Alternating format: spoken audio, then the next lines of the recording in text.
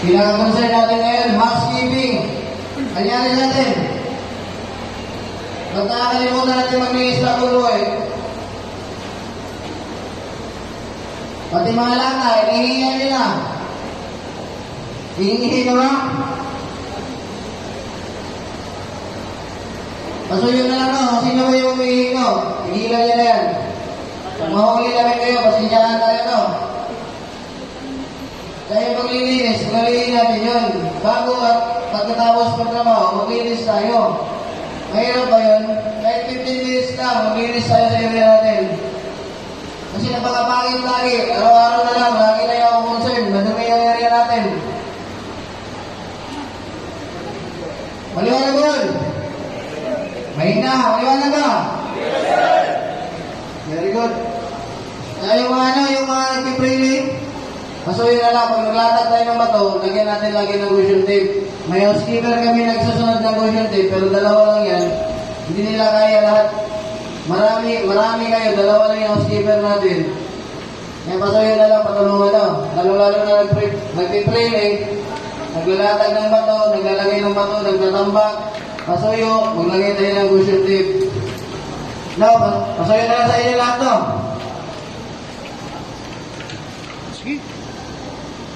Ayan lang naman yung pinaka-concern natin, housekeeping lang. Sana matulungan nyo din kami. Kasi, mahirap. Sa amin lagi yung balik. Kung madumi yung area natin, kami lagi na ano. Kaya, pinapasa din namin sa inyo kasi kayo naman yung gumagawa sa taas, no? Sana nagkakaintindihan tayo tungkol doon, no? Maliwanag ba lahat? Meron pala ako. Ayun lang naman yun sa akin. Okay, good morning.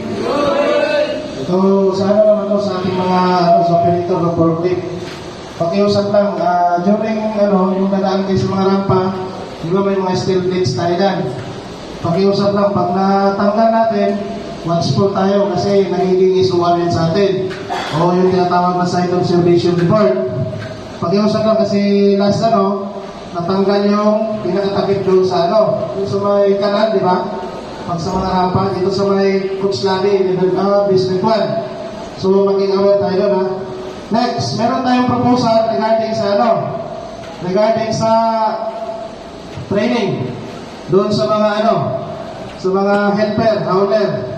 Kasi doon sa nangyari sa level 5, hindi na natin almost 1.2 million yung nabasag na total price doon sa nabasag. So, napaka-pangit na panitahin para sa atin. Pero, pakiusap lang, lahat ng helper, hauler, magkakaroon tayo ng training.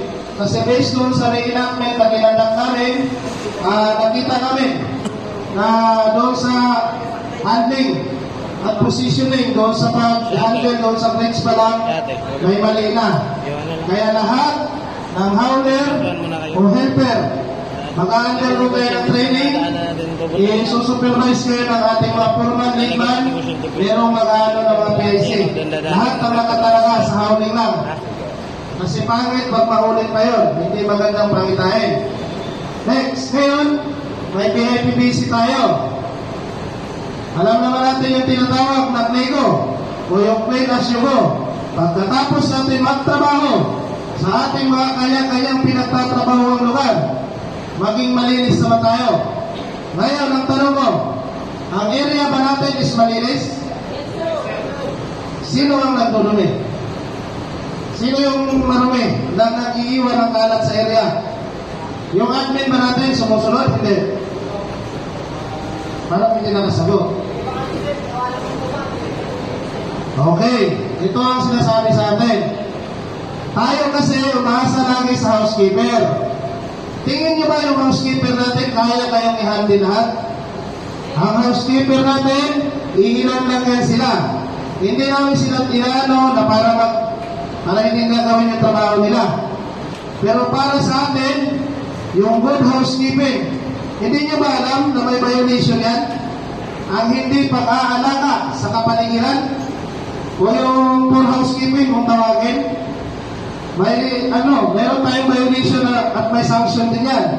First offense natin dyan, meron tayong 1 day suspension.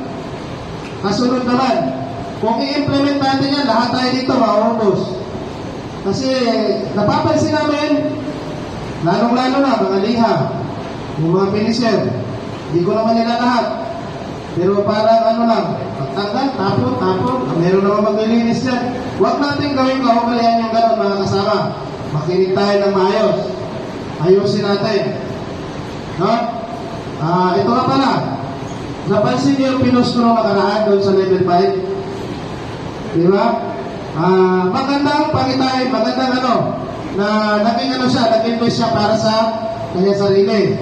Huwag tayong asa lang doon sa supply natin sa warehouse kasi limited lang yun. Alam natin yun. Kung tayo naman nagtatrabaho, alam natin paano mag-invest sa sarili natin para sa safety natin. Hindi naman lahat talaga na ibibigay. Kung naghahanap pa tayo ng prescribed PPE para sa ating gawa, nakita natin may dalawa tayong tao, nagsusupply sila sa sarili nila para ma-perform nila ng maayos at magawa nila yung trabaho nila ng maayos. So nagkakaintindihan ba tayo mga kasama? Ito, last lang ha. Paalala ulit. May bisita tayo ngayon. Bago magtrabaho, linis sa area, ayusin ang ating mga area. Yung mga cable management natin, yung mga extension natin na nilalapag, ayusin natin. Na hindi tayo nakakatalisod ng ating mga kasamahang manggagawa dito sa site. Kasi once na talisod yan, kung saan babangga yan, baka kayo pa ang madisgrasya. So nagkakaintindihan ba lahat? Okay. Any other concern? Okay, ano ba? Level 2, level 3, iwan mo na. So, good morning mga kasama. Parang mahina. Good morning. Warehouse natin. Meron ba representative ng warehouse dito? Wala na naman. Nangyari. Problema talaga yung mga lead covers ng warehouse natin. So, nag-ikot kami kagabi. Napag-usapan namin yung hindi natin gamit, huwag natin gagamitin hanggang walang permiso sa ibang subcontractors. Pinapalapan ni Sir Brian, SPM Safety Manager, na nag-usap kami kagabi regarding na sa mga gamit ng